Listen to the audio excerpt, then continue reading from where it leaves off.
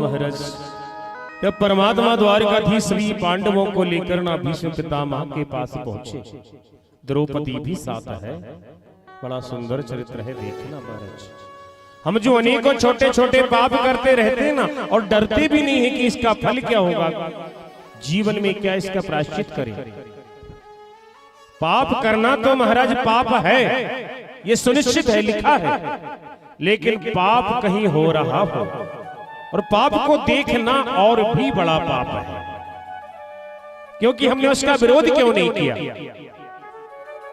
पाप करना पाप है, लेकिन पाप होते देखना भी महापाप है। जब द्वारकाधीश पहुंचे, अर्जुन ने, सभी ने, पांडवों ने प्रणाम किया भीष्म पितामह को। भीष्म पितामह उठकर खड़े नहीं हो सकते महाराज, उनके शरीर पर बाण बने, बाणों की सैया है। भीष्म पितामह ने मन ही मन प्रणाम किया हमारे द्वारकाधीश को। आंखों के दोनों कोरों से ना आंसू नीचे गिरने लगे।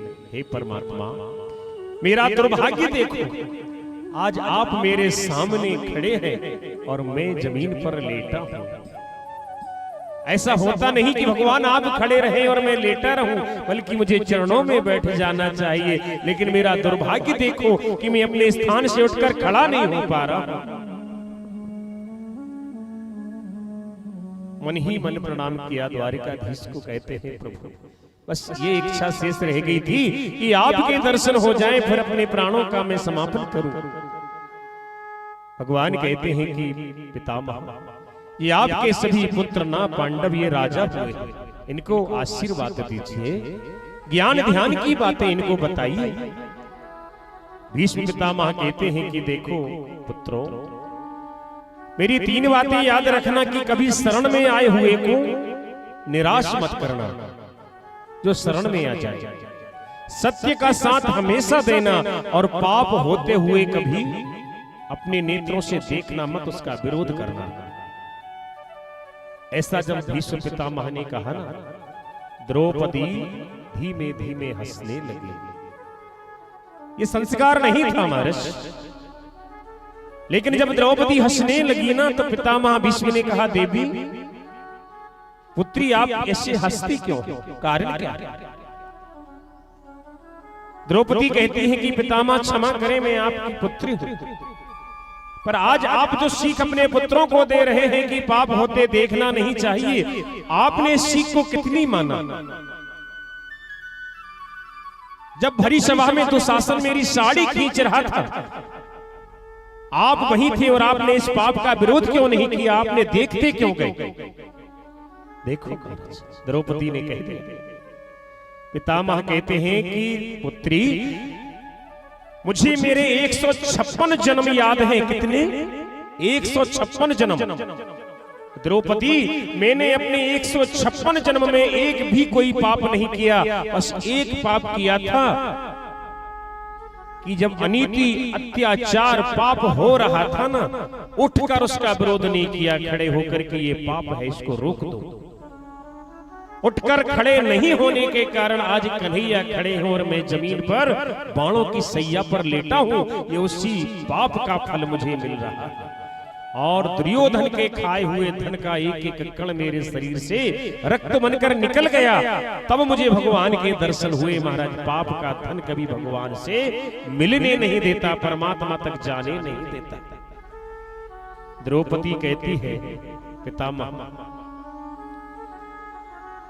मैं जानती हूं आप विरोध करना चाहते थे, लेकिन आप परवश थे। दुर्योधन का महाराज धान्य जो ग्रहण किया था। भीष्म पितामह कहते हैं कि क्या बताऊं, मुझे तो ऐसे आरोप भी लगाए गए पुत्री दुर्योधन के द्वारा कि पितामह आप जो है पांडवों का सहयोग करते हैं। और ऐसा हुआ महाराज। दुर्योधन ने कहा भीष्म पितामह से युद्ध के समय कि पितामह आप जो है पांडवों का सहयोग करते हैं, पांडवों की तरफ है हृदय से। तो पितामह भीष्म ने कहा कि ऐसा करो, आपको ये संशय है ना, जब अर्धरात्रि में आधी रात्रि निकलने के बाद मैं अपने पूजन से संध्या करके जब उठ जाऊं, भीष्म कहते हैं दुर्योधन से जब उठ जाऊं ना उसी समय तुम अपनी धर्म पत्नी भानुमति को मेरे पास पहुंचाना। मैं उसको ऐसा वरदान दूंगा कि उसका सुहाग हमेशा हमेशा के लिए अमर हो जाएगा। देखो भीष्म ने ऐसा कहा। ऐसा कहने के बाद ना दुर्योधन ने उस बात को अपने कान पर रखा नहीं, ध्यान नहीं दिया। और जब पितामह भीष्म अर्धरात्रि में पूजन करके संध्या करके उठे ना, भगवान कन्हैया जान गए कि आज भीष्म जो वरदान देने वाले हैं दुर्योधन की पत्नी को भानुमति को, वही वरदान में आज द्रौपदी को दिलवा दूंगा भीष्म से। आनंद। और जब परमात्मा ने द्रौपदी को साथ लेकर ना उस कुरुक्षेत्र में पहुंच गए, एक काली कमली ओढ़कर हाथ में एक मसाल लिए और एक छड़ी हाथ में लेकर भगवान पहुंचे। कोई जान नहीं पाया कुरुक्षेत्र में। द्रौपदी को पहुंचा दी कहां? भीष्म पितामह के कक्ष के बाहर, जहां कुरुक्षेत्र में उनका निवास था। और जैसे ही द्रौपदी ने अपने चूड़ियों को खनखनाई ना, भीष्म पितामह ने कह दिया कि जाओ पुत्री, तुम्हारा सुहाग जो है अजर रहेगा, अटल रहेगा। और वह वरदान अर्जुन को प्राप्त हो गया महाराज। भीष्म कहते हैं देवी पुत्री द्रौपदी में क्या बताऊं, मैंने जिनका सहयोग किया, साथ दिया, वह भी मुझ पर संशय करते रहे। द्रौपदी कहती है कि पितामह, मेरे पांचों पति जब धूत कीड़ा अर्थात जुआ जिसे कहते हैं, धूत कीड़ा कर रहे थे ना, उन्होंने पूरा अपना इंद्रप्रस्थ लगा दिया, संपदा लगा दी। एक एक करके चारों भाई भी उस जुए में महाराज हार गए। और जब धर्मराज स्वयं भी हार गए ना, तो वहां वह खेल समाप्त हो जाना था, वह धूत कीड़ा पूर्ण हो जाना था। परंतु महाराज शकुनी ने कहा कि धर्मराज, अभी आपके पास एक और वस्तु है दांव पर लगाने के लिए। अगर वो आप दांव पे लगा दो और आप अगर जीत गए ना, तो आपका सब कुछ जो हार चुके हो आपको वापस लौट जाएगा। धर्मराज कहते हैं मेरे पास कुछ रहा नहीं, मैं स्वयं हार गया हूं, मेरे भाई को हार चुका हूं, मेरा राजपाट संपदा सब हार चुका हूं, क्या शेष है? तब मामा शकुनी ने कहा, जो दुर्योधन के मामा कहते हैं कि आपकी जो द्रौपदी है पांचाली, उसको दांव पे लगाई जाए। देखो पाप जब महाराज शीश पर सवार होता है ऐसे विचार आने लगते हैं। और धर्मराज युधिष्ठिर ने, ये खेल ही ऐसा है महाराज धूत कीड़ा का, जुआ खेलने का। इसमें लोग ना लिप्त होते होते अपना सर्वस्व खो देते, सब कुछ खो देते। और द्रौपदी को दांव पर लगाया गया और मामा शकुनी ने पासे फेंके महाराज। और जैसे ही पासे फेंके मामा शकुनी के पास से आए और तत्काल कहता है दुर्योधन दुशासन से कि जाओ और द्रौपदी को इस भरी सभा में खींच कर लाओ। विचार करो। और दुशासन गया, जाते ही ना उस देवी से कहा कि चलो तुमको भरी सभा में बुलाया गया। उस समय वह देवी मासिक धर्म से थी, उसके केस खुले हुए थे। ऐसी लीला है परमात्मा की, देखो। और दुशासन ने उसके केश पकड़ करना खींचते हुए भरी सभा में लेके आया। सभी पांडव देखते रहे, गुरु द्रोण देखते रहे, भीष्म पितामह देखते रहे, लेकिन कोई भी उसका विरोध नहीं कर पाया महाराज। पाप का विरोध नहीं करना भी महापाप होता है।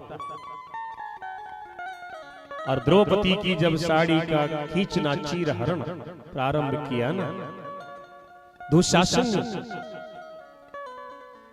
द्रौपदी ने बुलाए द्वारिकाधीश को, हे परमात्मा, हे श्री कृष्ण, हे द्वारिकाधीश, आओ और मेरी रक्षा करो। आज तेरी सखी द्रौपदी की लाज ना भरी सभा में समाप्त होने वाली है। इस प्रकार से जब गुहार लगाई गई, परमात्मा को स्मरण किया गया, भगवान आए और ऐसी साड़ी बढ़ाई, ऐसा चीर बढ़ाया ने द्रौपदी का, दुशासन खींचते खींचते खींचते जमीन पर गिर गया। वह साड़ी महाराज कम ना पड़ी, बिल्कुल नहीं, क्योंकि परमात्मा जिसको बढ़ाता है ना उसको कोई वापस खींच नहीं सकता, उसको कोई वापस ला नहीं सकता। परमात्मा जिसके सहयोग में खड़ा हो जाए। द्रौपदी ने कहा भी कि द्वारिकाधीश, अरे आने में इतनी देर कैसे कर दी, क्यों इतनी देर की? अगर कहीं मेरी साड़ी पूरी खींचते खींचते दुशासन मुझे निर्वस्त्र कर देता तो? परमात्मा कहते हैं कि देखो द्रौपदी, मैं भक्त की उस समय तक, उस स्थान तक राह देखता हूं कि वह मुझे कब पुकार रहा। जब तक वह अपने बालों को पुकारता है मैं सहयोग नहीं करता, जब वह मुझे पुकारता है मैं तत्काल वहां पहुंच जाता हूं। और तुमने कहा द्वारकाधीश, तो मुझे द्वारका जाना पड़ा और द्वारकाधीश बनके आना पड़ा। तुम तो कन्हैया कहकर पुकार देती मैं आ जाता, मुझे श्याम कहकर पुकार देती मैं आ जाता। तुमने द्वारकाधीश कब से मान लिया, मुझे द्वारकाधीश क्यों मानती? और ये जो धूत कीड़ा चल रही है ना, जिसमें शकुनी पासे फेंक रहा है और शकुनी के पासे आ रहे, जब दुर्योधन ने कहा कि मेरे तरफ से मामा शकुनी पासा फेंकेंगे, दुर्योधन ने क्या कहा कि मेरे तरफ से मामा शकुनी पासा फेंकेंगे, तो क्या पांडव नहीं कह सकते थे कि हमारी तरफ से हमारे कन्हैया पासे फेंकेंगे? विचार करें, उस समय पांडवों की बुद्धि को क्या हो गया था? पांडव नहीं कह सकते थे कि हमारी तरफ से हमारे कन्हैया पासे फेंकेंगे, और फिर उधर से शकुनी पासे फेंकता कौरवों की ओर से, उधर से शकुनी पासे फेंकता दुर्योधन की ओर से, और पांडवों की ओर से मैं पासे फेंकता। फिर मैं देखता कौन शकुनी है जो मुझसे जीतने वाला है, मुझसे कौन जीत सकता है। महाराज, लेकिन ये बात पांडवों को ध्यान कहां रही? हम परमात्मा को भूल जाते हैं संकट की घड़ी में। याद रखो, अगर वह आपके साथ है तो संसार के जितने भी साथी उनकी आवश्यकता नहीं, एक ही पर्याप्त है महाराज, एक ही अकेला पर्याप्त है। और शकुनी के पास महाराज पासे आए कहां से? शकुनी महाराज के पिताजी महाराज की हड्डियों के पासे बने। शकुनी महाराज जो है उनके पिताजी की हड्डियों के पासे बने थे, और पिताजी ने ये कहा था कि पुत्र, जब भी तुम इन पासों से जो भी मांगोगे वह तुमको नंबर, वह अंक तुमको प्राप्त होंगे, और इस खेल में तुमसे कोई विजय हो नहीं सकता। गांधार नरेश उनके महाराज हड्डियों के पासे बने, क्योंकि उनका विवाह जो है, उनकी पुत्री का विवाह उनकी इच्छा के विरुद्ध करवाया गया था धृतराष्ट्र जी से।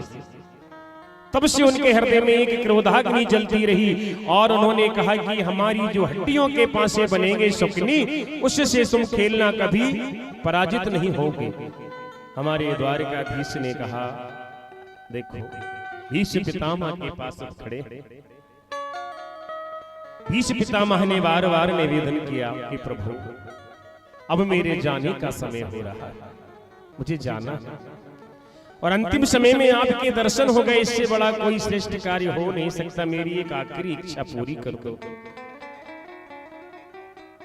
मेरी आखिरी इच्छा यह है कि प्रभु, जब कुरुक्षेत्र में मैंने सौगंध खाई थी कि मैं आज आपको अस्त्र उठवा दूंगा, कहा था महाराज को इस पितामह ने कि आज हरिना अस्त्र कहाऊं तो लाजो गंगा माता को, और मैं शांतनु पुत्र ना कहाऊं, ऐसा कहा था।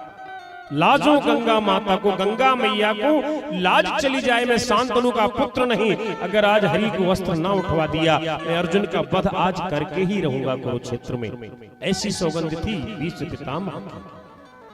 और परमात्मा, जब मैंने बाणों की बरसात की, अर्जुन का मुकुट गिर गया, उसका गांडीव धनुष गिर गया, उसके रथ के पहिए को तोड़ दिया, मैं अर्जुन का वध करने वाला था। अर्जुन का वध होने वाला था और तभी आप रथ से नीचे आ गए प्रभु। आप रथ से नीचे आकर ना आपने रथ का जो पहिया उठाया, आपने कहा था कि अस्त्र नहीं उठाऊंगा,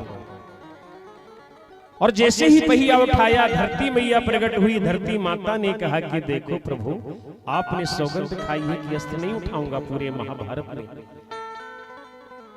तो आपने कहा धरती मां से कि देखो देवी, मेरे एक भक्त ने भी सौगंध खाई है कि आज हरि से अस्त्र उठवा लूंगा, तो मेरी सौगंध टूट जाए, कोई अंतर नहीं, पर मेरे भक्त की सौगंध नहीं टूटना चाहिए, भक्त की सौगंध पूरी होना चाहिए। आनंद है, आनंद है। और प्रभु जब आप उस रथ के पहिए को लेकर मेरी ओर दौड़ते आए थे ना, वह सुंदर चरित्र, वह सुंदर स्वरूप आपका आज भी मेरे नेत्रों में दिखाई देता है। मुझे एक बार वह स्वरूप दिखा दो, जैसे कोई सिंह किसी व्याघ्र का, हिरण का वध करने के लिए अपना स्वरूप बनाता है। प्रभु आपका वह सुंदर स्वरूप मुझे एक बार देखना है, फिर संसार से मैं चला जाऊंगा। आनंद है। भीष्म पितामह ने महाराज परमात्मा का स्वरूप दर्शन किया और स्वेच्छा से उनको मृत्यु का वरदान प्राप्त था। परमात्मा के प्रिय लोक को चले गए भीष्म पितामह। बोलिए गोपाल कृष्ण भगवान की जय हो, जय हो।